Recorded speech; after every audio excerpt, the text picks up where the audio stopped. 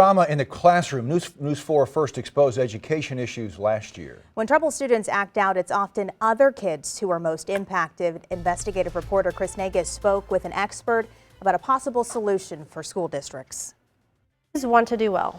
We have to help them. So with trauma, her credentials are impressive, and for that reason, school counselors from across Illinois gathered at Collinsville High School to hear Allison Edwards speak. I am safe right now. The licensed counselor, psychotherapist, and author from Nashville agreed to talk to us about a growing concern inside local classrooms, disruptions that can lead to scenes like these.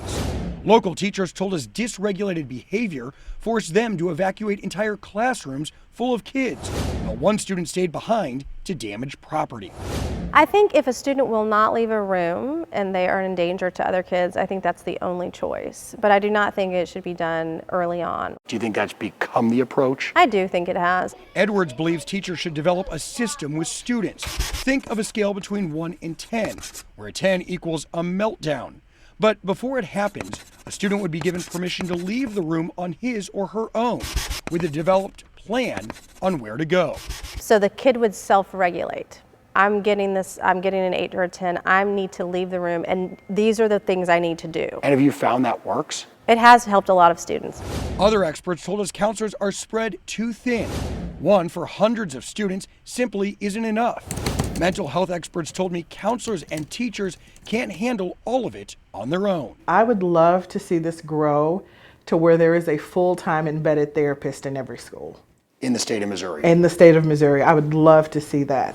All of the experts we've spoken with agree. Children are experiencing more trauma in their daily lives. When things erupt, teachers have moved other kids out. One of the strategies is to remove the audience so that you can de-escalate the child. Can you help them buy? But counselors like Edwards say it's creating an unintended consequence. When those classroom clears occur, does that create trauma for the other kids? Is that the right word? Absolutely. It does? Absolutely.